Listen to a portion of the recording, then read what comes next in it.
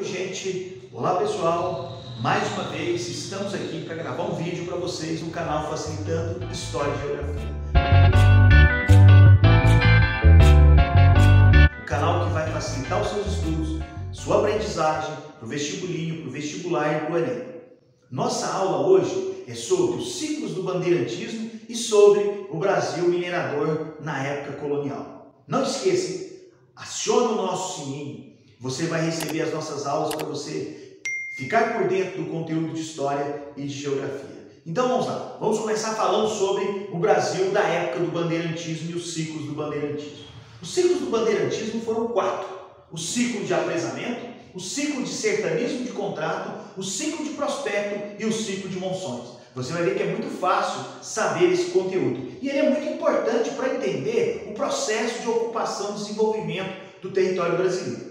E também da ocupação do interior do Brasil, inclusive no desenvolvimento da mineração. Vamos começar então falando sobre o ciclo de apresamento. Então o primeiro ciclo é o ciclo de apresamento. O próprio nome já sugere apresamento, presa. Então esse ciclo é o ciclo que se inicia no início da colonização com a presença desses sertanistas, desses desbravadores, descendentes das gerações iniciais das primeiras famílias portuguesas que vinham para o Brasil para poder ocupar o território. Então, no início, o ciclo de apresamento é o ciclo que prendia os índios. Então, é o ciclo de caça aos índios. Então, caça aos índios. Houve um processo no início da colonização que os índios foram usados como mão de obra. Então, esses bandeirantes eram contratados para caçar os índios para trabalhar nas lavouras do Brasil, principalmente em São Paulo. O outro ciclo do bandeirantismo é o ciclo do sertanismo de contrato. Sertanismo de contrato, muito fácil também. Bandeirantes eram contratados para ir no interior do Brasil. Esses bandeirantes tinham uma função principal, eles tinham uma atividade principal. Além de destruir quilombos, então destruir quilombos, porque nessa época a gente já tinha uma grande resistência dos escravos africanos, que ameaçavam as estruturas dos senhores. Então a função do sertanismo de contrato era destruir quilombos e aldeias rebeldes. Então, destruir aldeias rebeldes, índios agressivos e também destruir os quilombos. Então, eles eram contratados para ir no sertão, no interior do Brasil, destruir quilombos e aldeias rebeldes. O outro ciclo do bandeirantismo, muito simples. Esses bandeirantes que no começo caçavam índios, que também destruíam quilombos e destruíam aldeias indígenas, eles também estavam em busca de pedras preciosas, já que o Brasil tinha um imenso território, já tinham sido descobertas as pedras preciosas, minas de prata na região da Bolívia, no interior da América do Sul. Ou seja, será que só no Brasil não tem? Esses bandeirantes andavam atrás também de encontrar pedras preciosas. E isso vai acontecer num determinado momento, que a gente vai ver na aula sequencial. E aí aqui a gente vai ter o ciclo de prospecto. O ciclo de prospecto, P de prospecto, P de pedras preciosas. Então esse ciclo é o ciclo da mineração. Então a dica mais importante é não esquecer, o ciclo de prospecto é o ciclo da mineração. P de prospecto, P de mineração. E por fim, já depois de ter ocupado o interior, ocupado os territórios do interior, nós vamos ter o ciclo chamado ciclo de monções. Eu também sugiro aqui uma palavra importante para você tentar guardar esse M de mercadorias, M de monções. Esse bandeirantismo é aquele que praticava o comércio, o comércio de mercadorias, o comércio de produtos nas regiões principalmente da mineração. Então, são tropeiros, são comerciantes, vendendo artigos gerais, alimentos, domésticos e tudo mais. Então, ciclo de monções. Então, os 4 ciclos do bandeirantismo. Ciclo de apresamento, presa, caça aos índios. Sertanismo de contrato, contratados para ir no sertão, destruir quilombos e aldeias rebeldes. Ciclo de prospecto, P de pedras preciosas, é o ciclo da mineração. E o ciclo de monções que surge depois desse desenvolvimento da ocupação do interior, que é o ciclo de monções, M de monções, M de mercadorias. Então, é o ciclo do comércio, o bandeirantismo que praticava o comércio.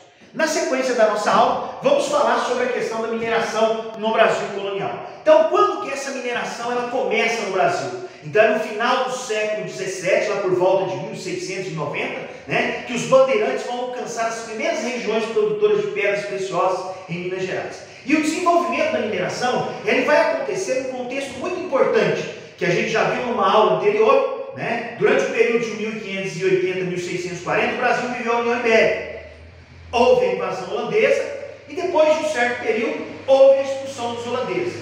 Essa aula a gente tem gravada também para vocês assistirem. No processo de expulsão dos holandeses, a gente pensando que ia poder voltar novamente ao controle da atividade canavieira, mas isso não aconteceu. Por quê? Porque os holandeses foram para as Antilhas e lá eles desenvolveram melhor a cana-de-açúcar e o açúcar e nós não tivemos a mesma força de fazer o comércio e de fazer a concorrência e a nossa atividade canavieira declinou. Portugueses endividados precisavam naquele momento expandir as atividades. Então foi nesse período que o bandeirantismo, né, atuou de forma diferente, mas assim, diretamente com o quê? Com o ciclo de prospecto, onde a gente tem dois tipos então de bandeiras naquele período. Né? Nós temos dois tipos de bandeirantismo. As bandeiras que eram particulares e as entradas que eram da coroa. As entradas elas obedeciam o Tratado de Tordesilhas, elas rodavam o Tratado de Tordesilhas, mas elas foram importantes porque elas foram incentivadas no momento que o governo português estava endividado e precisava encontrar uma nova atividade econômica. E nesse caso não podia mais contar com a cana-de-açúcar porque não estava mais concorrendo com os holandeses e a cana estava em declínio. Então precisava de uma atividade econômica importante e a mineração era a saída. Então os portugueses incentivavam, o governo incentivava as entradas. E, ao mesmo tempo, incentivava também que os bandeirantes, por conta própria, também fizessem as entradas no interior do território brasileiro. Essas são chamadas bandeiras. B, de bandeiras, que parece P para você associar com particulares. Essas não respeitavam o Tratado de Tordesilhas e foram fundamentais para encontrar essas pedras preciosas no interior do território brasileiro. Então, a mineração era um momento muito importante. Então, ela vem com o declínio açucareiro. Como eu mencionei, a gente já tem uma aula que menciona isso aí também, o declínio açucareiro, após a expulsão dos holandeses. Final do século XVII, por volta de 1690, começa então o quê? Esse período da mineração no Brasil. E a mineração no Brasil ela tem alguns pontos importantes. Então, nós vamos poder entender essa questão dando também uma visualização aqui no mapa do território brasileiro. Até então, o Brasil era então que até o Tratado de Tordesilhas, a principal atividade econômica se concentrava no Nordeste, mas a região mais importante, que era a produtora de cana, tinha entrado em decadência. São Paulo também era um grande produtor. Com o incentivo do governo português, o bandeirantismo atuou ainda mais. E com isso, né, eles vão avançar em territórios que não eram ainda ocupados, dando então o quê? Origem a essa mineração, a conquista dessas regiões mineradoras. Então, originando Minas Gerais, Mato Grosso, Goiás, a ocupação do Sul, né? E tudo isso então por causa do quê? Do ciclo de prospecto, que é o ciclo da mineração, o ciclo que buscava as pedras preciosas. O que nós vamos destacar? Nesse período a gente vai intensificar, por exemplo, o uso da mão de obra escrava africana. A mineração, ela tem o seu auge no século XVIII, lá por volta do ano 1740, 1750. Então, é o auge da mineração, o auge dessa mineração. Nesse período, a gente tem alguns pontos importantes, como, por exemplo, os paulistas se destacando como os grandes bandeirantes da nossa história. Inclusive, né, a gente tem um episódio importante aqui na região das Minas Gerais, que é a Guerra dos Emboabas, que é uma guerra que foi entre os paulistas e os forasteiros, que também está numa outra aula nossa aí no nosso canal, vocês podem assistir, mas foi consequência da mineração, disputas por áreas mineradoras. Os paulistas foram, né, desprivilegiados, queriam exclusividade nessas regiões que eles conquistaram, mas não tiveram. Mas isso foi importante para a ocupação do interior, porque esses mesmos paulistas insistiram em encontrar pedras preciosas em outras regiões, inclusive avançando sobre o Tratado de Tordesilhas. Outro ponto importante, no período da cana-de-açúcar, o eixo econômico do Brasil era o Nordeste. as cidades, o movimento, a população, a capital era Salvador.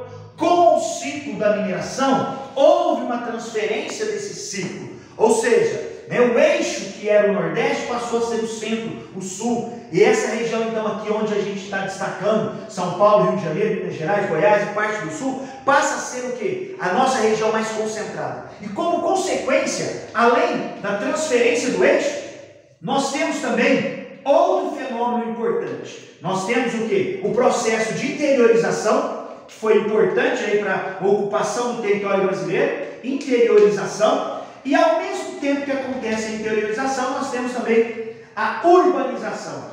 Né? O que é esse processo de urbanização? O Brasil vai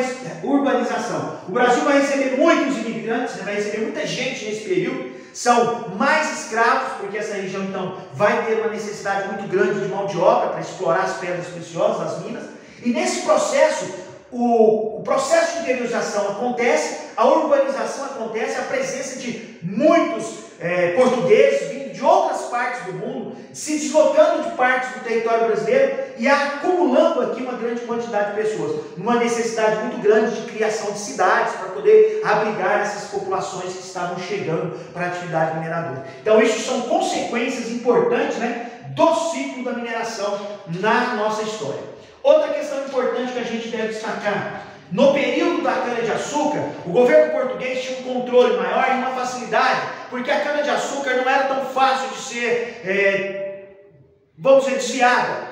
O governo tinha um controle porque o açúcar tinha que ser exportado, e o monopólio exigia que os nossos donos de engenho entregassem isso, e os meios para que ele fizesse isso eram muito mais tranquilos para Portugal. A mineração não, é uma atividade econômica mais cara, mais rica, mais poderosa, e o governo português tem que controlar isso, porque se ele não controlar, ele pode perder essa riqueza. Então, há também uma medida administrativa em torno da mineração mais forte, mais pesada. Por exemplo, um órgão chamado Intendência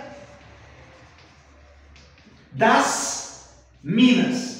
Esse órgão é o responsável pela mineração, ou seja, organizar a atividade e fazer com que essa atividade seja controlada. No órgão Intendência das Minas, e nesse processo de controlar melhor as atividades mineradoras, vai ser criadas as casas de fundição. Casas de fundição. O que é o papel da casa de fundição? O papel da casa de fundição era derreter o ouro, transformar o ouro em barras e também cobrar o principal imposto dessa época. Lógico que havia outros impostos sobre mercadorias e etc. Mas um imposto agora específico para a mineração, que é o imposto chamado de 1/5, ou seja, 20% de todo o ouro produzido ia ser então o quê? Levado para essas casas de fundição, que foram instaladas nas principais cidades mineradoras do Brasil, em Minas Gerais, Ouro Preto, Sabará, Mariana, Goiás, Cuiabá, cidades onde tinha mineração, foram implantadas casas de fundição. E o principal, fundir o ouro, tirar o quinto e, logicamente, evitar o contrabando. Então, outro elemento importante aqui era evitar o contrabando, porque o governo queria mais controle. Então, era importante controlar essa atividade. Então, as casas de fundição faziam parte dessa nova estrutura política e também administrativa do governo português para controlar melhor a atividade mineradora. Então, as casas de fundição fundiam o ouro, transformavam ele em barra, colocavam o selo e cobravam o principal imposto, que era o quinto. E também essas casas de fundição evitavam o contrabando. Nesse processo, como eu disse para vocês, né, a mineração começa por volta de 1690, a gente tem as consequências importantes, que é a interiorização, a urbanização, o aumento da população, porque há uma chegada intensa de vários portugueses de várias partes do mundo, transferências de brasileiros de partes diversas também para a região mineradora, mas o auge da mineração ocorre entre 1740 e 1750. Nesse período, então, o governo tinha que ter uma preocupação muito grande em controlar a exploração desse ouro. Depois do período de 1750, as nossas jazidas começaram a apresentar um declínio, ou seja, é o período em que a atividade mineradora começa a declinar. Nesse período, o governo português ele não quer perder a arrecadação. Então, o governo português adota algumas medidas, que são medidas duras, rigorosas, como, por exemplo, um novo imposto cobrado principalmente por causa da mineração, que é a derrama. Então, o que é a derrama? a derrama já é um imposto cobrado para atingir a meta portuguesa, porque quando a mineração começou a declinar, Portugal estabeleceu uma meta de exploração que era de 100 arrobas, o que equivale pelo menos a 1.500 quilos de ouro. E se não fosse alcançado isso, de qualquer forma ia ter que se pagar para que Portugal atingisse essas 100 arrobas, né? Essas 100 arrobas de ouro. E isso eu digo até de uma maneira bem assim, simples, mas uma brincadeira que dá para você ilustrar bem. É como se você pegasse as pessoas das cidades mineradoras e virasse elas de cabeça para baixo. Ou seja, tem que cair as moedas, tem que cair alguma coisa. Tem que retirar alguma coisa da casa dele, mas tem que cumprir a meta das 100 arrobas. Então esse período é um período em que os confrontos também começam a acontecer no governo português. Que confrontos são esses? Isso tira a tranquilidade das pessoas que moravam nessas regiões. O governo português então começa a arrochar, né, essa colonização. Isso vai ter consequências como, por exemplo, revoltas, como a gente vai ver durante o período minerador, a revolta de Filipe dos Santos. Mais tarde, nesse período, após esse declínio aí, a conjuração mineira, né, que é também chamada Inconfidência Mineira. E aí é uma aula que a gente tem também gravada, que já está prontinho para vocês. Então, pessoal, no geral, a mineração tem esses principais aspectos que a gente retratou para vocês. Vocês tendo dúvidas, mandem mensagens para o nosso canal. Não esqueça de acionar o sininho. Vai lá, se inscreva. Pede mais gente para se inscrever. Valeu? Então, não se esqueça. Juntos e fortalecidos nós vamos chegar lá.